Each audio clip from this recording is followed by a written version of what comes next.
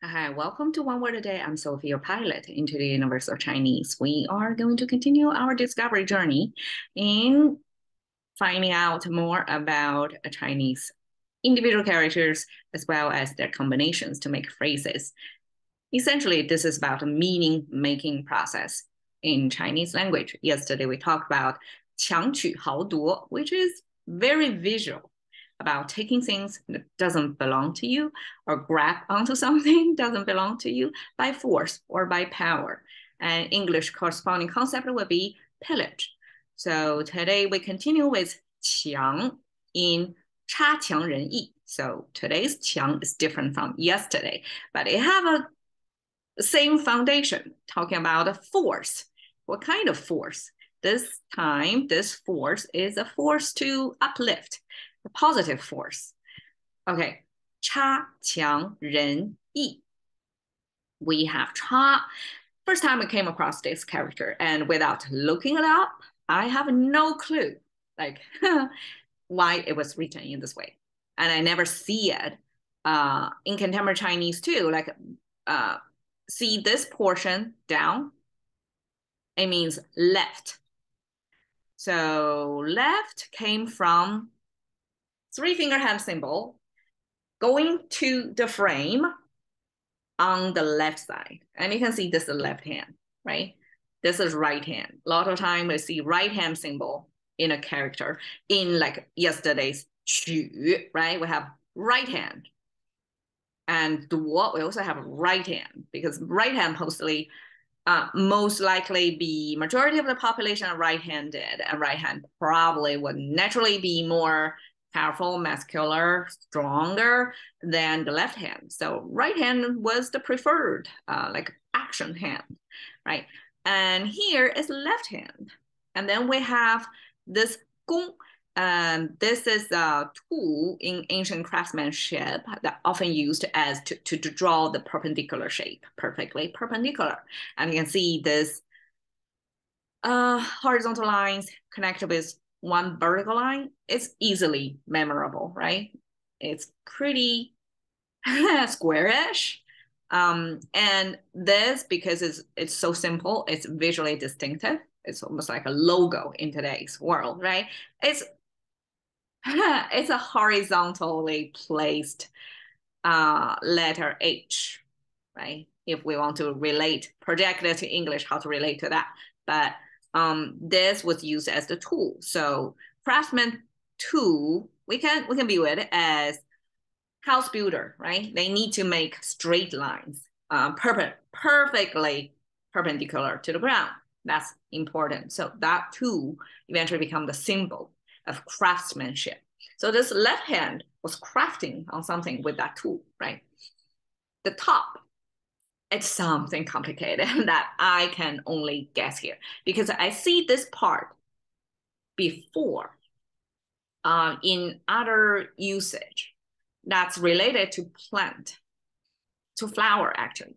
So here is how it played out. So this four repeated, what do you call it? What shape is that? Triangle, zigzag. Okay, four of them was set to depicting the petals of the flower. So petals of flower means, two of them stack up this way, right? Means layers of petals. That's commonly seen on flowers, like multiple layers of flowers. And then this one pole from there is the pole that's going to be pollinized, right? The fruit production channel. So this talks about the flower. So it's something from nature. Then we have this something about craftsmanship. So it's something related to man-made, something from nature, reproduction actually, right? And then the left hand. So together, it means not exactly there, but almost there. So I don't exactly know in ancient language creators' mind why left hand here was kind of inferior to the right hand. probably inferior in the sense of majority of the people are right-handed, therefore right hand is more powerful. So left hand was not as tactile or strong as right hand, therefore left hand was regarded as inferior, a little bit inferior, but still left hand can get things done, right? It can use the tool either for agriculture or food bearing or for craftsmanship. So here is emphasizing the left hand. It's not right hand. So it's like if left hand is doing something, it's probably not as perfect as the right hand's work. So there we go. We have this almost there. And qiang, again, we have this bow. So this is the mechanism or the nuke where the arrow sits onto before the arrow goes out, right? So this is the bow symbol. And the right side is the worm symbol, almost look like a worm on a hook. And here, this portion is unexplainable. I don't know what that is, but it's a soft-bodied thing, right? You see there's no spine there. It's so curvious. It's not even a regular looking, well laid out, straight lined Chinese character. It's worm, it's a squiggly, just as nature shows, right? So this worm forms a contrast to this weaponry symbol. So weapon means force, means power.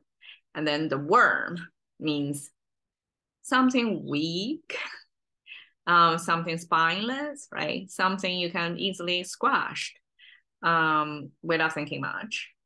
So this eventually means strong. So how, I mean, the bow is relatable because it signifies weaponry, armor, or force or military, right? The right side is the opposite meaning of that. So I'm not sure if the meaning lies in the tension of the two. This spineless, defenseless worm creature forms a contrast with this armor, this weaponry, this force. But in any case, together, this qiang means strong. Basically, if we want to translate Chinese in English, qiang into English, the first primary meaning would be strong because we have a ruo that is weak. So just like strong, weak, we have 强弱 in Chinese. That's like a default translating path. And here, 强, it means strong, strengthen, means boosting, means uplifting. So it says almost uplifting. 差强 means almost uplifting. And people's morale. Okay, people, again, this two-leg standing being, that's the human definition. Didn't talk about brain, didn't talk about the emotion, all that complicated organs. People just streamlined to two-leg standing creature. And the ancient representation of human is a little bit complicated than this like symmetrical, very sanitized and simplified contemporary Chinese that looks like this, right? But ancient, we do have a longer side and a shorter side, curvier side and straighter side to kind of give you a little bit more shade and nuance about what human beings is about. We are opposing powers merged together. We are a collection of dilemmas or what's the word for that? Like anti-antagonists, like within us. So we want this, we want that. We have this trait, but we negate ourselves with that. So there we go. We have this complexity just represented by this almost English letter R looking character. That's human or people, generic. Okay, E.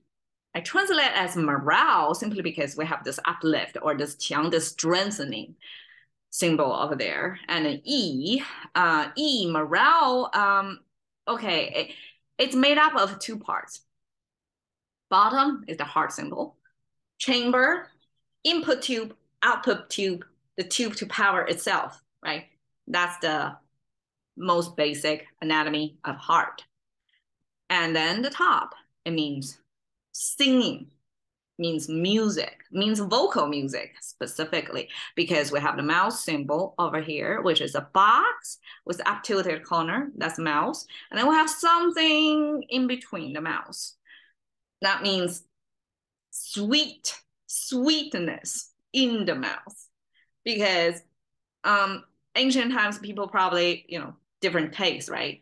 When it's a good taste, we don't want to give up. We want to keep holding it. So that's something sweet. We keep it in the mouth. And then the top is, this is an icon to show this convex shape paired with vertical shape. And that means entering. It's kind of a pointer, kind of abstract, kind of in contemporary icon design. Well, I couldn't exactly, I mean, we have a zoom in view, right? Kind of a zero in thing. But this is like a Chinese character of entering something from one space to another space. So this arch thing paired with a spiky thing. So the spike is kind of a pointer, point to where it's going. And then this horizontal line is kind of a bigger size of this convex shape. This upturning curve kind of is amplifying this inner curve. But this upturning curve is a style, it's like stylized indicator. Indicator in Chinese normally just horizontal line, just pointing to something, right? And here, just like here, is horizontal line, pointing towards something inside the mouth that we deduce, like that's something sweet in the mouth. And here is more stylized because it wants to have the same shape as the other the other icon here. So it's kind of going concentric with here. But the whole thing actually, it means it is an indicator. You can treat it as the straight line. So there, that means this is inside the new space. So this inside the new space, because here the indicator is placed on this spiky part. That's the new space versus this convex shape is the old space. So here is, it means it's inside the new space. And because this this entering symbol is pointing toward the mouth. So that means it's something within the mouth. And something within the mouth is the tongue. We have a whole set of characters that kind of visually depicting teeth. And we have front teeth, back teeth, all kinds of teeth symbol. So it's teeth was expressed differently. So tongue, because it's kind of shapeless, right? It's hard to express. So we simply use the location indicator to say, okay, you have the mouth and you have entering the mouth symbol, and you're pointing toward that entering this new location, like within, like inside, in the new space that you're entering into, which is within the mouth. And that's kind of deduced like an indicator. Okay, things you don't really see on the outside, because who stick out their tongues that much, right? Except Einstein in that picture. People, I assume ancient Chinese even have less reason to stick out their tongues, right? So it's only visible. I mean, it's not visible on the outside. So you have to enter, you have to point toward within the mouth. So that's tongue. So we have both the mouth and the tongue. I mean, together is tongue, but the mouth symbol is there too, right? And then you have the two sound bites. So one is closer to you, so bigger volume, second line is smaller. Diminishing energy there, right? So that's a result, the organ to produce sound. So together without horizontal line simply means speaking, something coming out of the mouth. We have the result, we have the organ to produce sound. And if this is horizontal line within the mouth, that means something is pleasant, something sweet. But in coming from you, from the same set of organs, same sound bites, but it's sweet sounding. So the sweet sounding, it means singing. It means it's pleasant to hear. So now this vocal music plus with heart. Heart probably represent in ancient Chinese, as well as in English. Like when we say we follow your heart, you follow your heart, right? This heart, even if it's nothing but a pump to make sure you still have circulation, but it was attached to the feeling, right? So music making of the heart paired together, not like make your heart sing almost, right? That's something make your heart sing. That becomes intention, your purpose, your own life's meaning making or your goal orienting.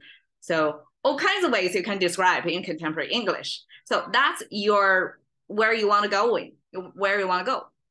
And that in a second way to describe it, almost like your mindset or your mood almost, whether your heart sing is a happy song or sad song, what kind of mood it is. So here I translate it as morale because according to some scholar, 差强人意 means we almost can uplift somebody's morale. Like we can almost cheer somebody up.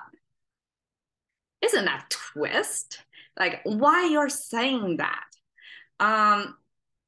Here, there is a side note about 差强人意 because without looking up the dictionary, I couldn't tell what exactly that means because in the language use, you can almost interpret it in both ways. You can make it sound like it's almost can lift can cheer you up, meaning it's not meet it didn't meet your expectation, right? So that means it's disappointing. It's one interpretation. The other one is it's not that bad. It almost can be cheerful to people. That's satisfactory. That's like it's not excellence, but it's not bad either. It's meeting expectation. So it depends on how you interpret this cha. And so here, according to the book definition, 差强人意 means it's satisfactory. But in contemporary Chinese, a lot of people take it as it's disappointing. Something I did is not good enough, basically. But here it means it's good enough, right? So everybody confusion. But here I put this picture simply to show, oh, this could be somebody's gardening. And secretly, that person could be very proud of this accomplishment of the beautiful garden someone put together. But Chinese as a language, as a culture, would filter your happiness into like nothing shows. It's so hard, like so, I don't want to say pervert, but there is this twist of what you really think yourself are. Like here, you're pretty proud of your work, right? That's your inside view of yourself. But through the language filter or cultural dictation, almost like culturally, we're trained to express ourselves indirectly, almost like you're so happy, your mood is at level 10, you're proud of work, you will grade yourself A+. But when you express that to another person, you have to tone it several notches down to say, it's okay, it's satisfactory, it's nothing fancy. Almost like it's not exactly self-deprecating because here it's still 强人意, right? But you put a cha over there. You say, it's not that great. It's acceptable. It's like my humble work. So it's kind of a way to show humility, to not show what you really feel inside so that you don't offend anybody. Because being proud of yourself is almost like a crime in my culture. I don't praise myself. I don't do this. Like it's not culturally available to us. That's not an emotion or attitude toward ourselves, openly expressed. When you are commenting about your own work with somebody else, you're culturally trained to tone it down so much. It's almost like you don't like your work. You don't think you did a good job. But you still do, right? So kind of neutralize that. We create this twisted meaning as 差强人意 to almost give you a two message at the same time. It's almost like you're expressing you're happy with your work. You're 强人意, it's uplifting, right? But at the same time, you're self-criticizing. You're, containing your happiness within acceptable, like a socially acceptable, emotional pitch. You tone it down so that you're not sounding so self-congratulatory to whoever you're talking to. So that's 差强人意. Okay, cash into currency of thinking by one word a day with Sophie. See you another day.